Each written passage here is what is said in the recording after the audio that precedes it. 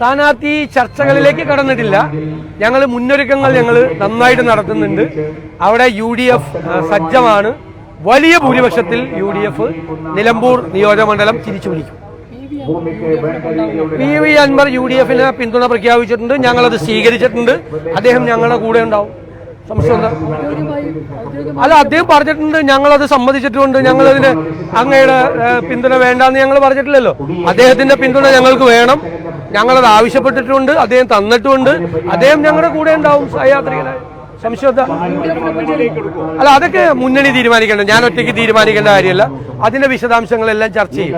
അതേ ഇപ്പോ ഞങ്ങൾക്ക് പിന്തുണ പ്രഖ്യാപിച്ചിട്ടുണ്ട്. ഞങ്ങളുടെ സഹയാത്രികനായി ഞങ്ങളുടെ കൂടെയുണ്ട്. അല്ല, തീർച്ചയായും അദ്ദേഹം അവിടെ MLA ആയിരുന്ന ഒരാളല്ലേ. അദ്ദേഹം രാജിവെച്ചിട്ടല്ലേ UDFന് പിന്തുണ പ്രഖ്യാപിച്ചു. അദ്ദേഹത്തിന്റെ പിന്തുണ UDFന് പ്രയോജനം ചെയ്യും. സംശയമില്ല. അല്ലല്ല, അതൊക്കെ അദ്ദേഹം പറഞ്ഞല്ലോ. കോൺഗ്രസോ UDFോ ഏത് സ്ഥാനാർത്ഥിയെ തീരുമാനിച്ചാലും അദ്ദേഹം പിന്തുണ കൊടുക്കും എന്ന് അദ്ദേഹം അത് കറക്റ്റ് ചെയ്ത് പറഞ്ഞല്ലോ. അന്ന് വൈകുന്നേരം തന്നെ പറഞ്ഞു. അത് പറഞ്ഞു. അത് ഞങ്ങളുടെ പാർട്ടിയാണ് തീരുമാനിക്കുന്നത്. ഞങ്ങൾ മുന്നണിയിലെ മറ്റ് ഘടകകക്ഷികളെയും കൂടി അറിയിച്ചിട്ട്, നിങ്ങൾക്കറിയാലോ UDF ഇപ്പൊ സ്ഥാനാർത്ഥിയെ പ്രഖ്യാപിക്കണൊക്കെ എപ്പോഴാണ്. അതൊക്കെ കൃത്യമായ സമയത്ത് പ്രഖ്യാപിക്കും. ഞങ്ങൾ വേറെ ഒരുപാട് കാര്യങ്ങൾ വേറെ പറഞ്ഞു. ഞങ്ങൾ 3-4 പേര് ഒരുമിച്ചിരുന്ന കാര്യം വന്ന് ഞാൻ ഇവിടെ വന്ന് പറയുന്നത് ശരിയാണത്. ഞങ്ങൾ എന്തെല്ലാം കാര്യങ്ങൾ സംസാരിച്ചു, എന്തെല്ലാം കാര്യങ്ങൾ പറഞ്ഞ ഭയങ്കര രഹസ്യങ്ങളൊക്കെ പറയില്ല. അല്ല, അതൊക്കെ ഉണ്ടാവുമല്ലോ. എന്റെ കൂടെ സ്വാഭാവികമായിട്ടും ഉണ്ടാവുമല്ലോ. നിലമ്പൂർ ഇലക്ഷൻ നടക്കാൻ പോകുമ്പോ ഞങ്ങൾ സംസാരിക്കില്ലേ? നമ്മൾ അവിടെ സംസാരിക്കുന്ന കാര്യം വന്ന് ഇവിടെ പറയാമോ? മോശമല്ലേ? അല്ല, അതൊക്കെ ഞാൻ പറഞ്ഞല്ലോ. അതൊക്കെ ഞങ്ങൾ ചർച്ചയിലേക്ക് കടക്കുവാണ്. ഞങ്ങൾ ചർച്ച ചെയ്യും. ഉചിതമായ തീരുമാനം എടുക്കും. നല്ല സ്ഥാനാർത്ഥി അവിടെ ഉണ്ടാവും. എല്ലാവരും ചേർന്നിട്ട് ഒരു സ്ഥാനാർത്ഥി അവിടെ പ്രഖ്യാപിക്കും. ആ കാര്യത്തിലൊന്നും അതിനൊക്കെയുള്ള സംവിധാനങ്ങളെല്ലാം UDFനും കോൺഗ്രസിനും ഉണ്ട്. അല്ല, ഞങ്ങൾ അവരെ സ്ഥാനാർത്ഥിയെ നോക്കിയിട്ടല്ല തീരുമാനിക്കണം. ഞങ്ങൾക്ക് അവിടെ മത്സരിക്കാൻ പറ്റിയ സ്ഥാനാർത്ഥികൾ ഒന്നിലധികം ആളുകൾ ഞങ്ങൾക്കുണ്ട്. അവിടെ മത്സരിക്കാൻ പറ്റിയ ആളുകൾ ഒന്നിലധികം പേര് ഞങ്ങൾക്കുണ്ട്. നല്ലതാണ്.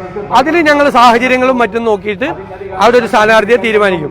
അവരെ ആരെ വേണേലും വെച്ചോട്ടെ, ഞങ്ങൾക്ക് ഒരു പ്രശ്നമില്ല. അതാണല്ലേ.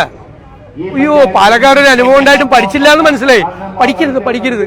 അത് അങ്ങനെ തന്നെ വേണം. പാലക്കാട് എടുത്ത തീരുമാനം പോലെ തന്നെ അങ്ങനെ എന്തെങ്കിലും ആരെങ്കിലും കിട്ടുമെങ്കിൽ അനുഭവിച്ചല്ലേ അവിടെ എന്തെല്ലാം ബഹളം ഉണ്ടാക്കിയിട്ട് ദയനീയമായ 3-ാം സ്ഥാനത്തേക്ക് തലയും കുത്തി വീണത് കണ്ടതല്ലേ നിങ്ങൾ? വെള്ളാപ്പള്ളി സംസാരിച്ച നിലമ്പൂർ മണ്ഡലത്തിൽ ചുങ്കത്തറയിൽ വെച്ചാണ് വെള്ളാപ്പള്ളി സംസാരിച്ചത്. മുഖ്യമന്ത്രി വെള്ളാപ്പള്ളിയെ പിന്തുണച്ചിട്ടുണ്ട്. അപ്പൊ സ്വാഭാവികമായിട്ട് CPM-ന് ഗുണം ചെയ്യുന്ന അടിസ്ഥാനത്തിലായിരിക്കും പിന്തുണച്ചത്. അല്ല, അത് കേരളത്തിലെ ജനങ്ങൾക്ക് നല്ല രാഷ്ട്രീയ ബോധമുണ്ട്. അവർ കണ്ടുകൊണ്ടിരിക്കുകയാണ്. ഇവർ കൈ കോർത്ത് പിടിച്ചിട്ട് BJPയും CPM കൂടി ഒരുമിച്ച് പോകുന്നത്. രണ്ടുപേരുടെ ഒറ്റ അജണ്ടയാണ്. BJPയുടെ അജണ്ടയാണ് ഇവിടെ നടപ്പാക്കാൻ നോക്കിയത്. ആ BJPയുടെ അജണ്ടയ്ക്ക് എല്ലാ പിന്തുണയും കേരളത്തിലെ മുഖ്യമന്ത്രി കൊടുക്കുക. നിങ്ങളിങ്ങനെ ഞാൻ പറഞ്ഞത് കൈകോർത്ത് പിടിച്ച് പ്രണയമൊക്കെ ആയിട്ട് നടന്നു പോകുന്നില്ലേ വഴികളിൽ കൂടി? അങ്ങനെ നോക്കിയാൽ മതി. BJP CPM കൂടി.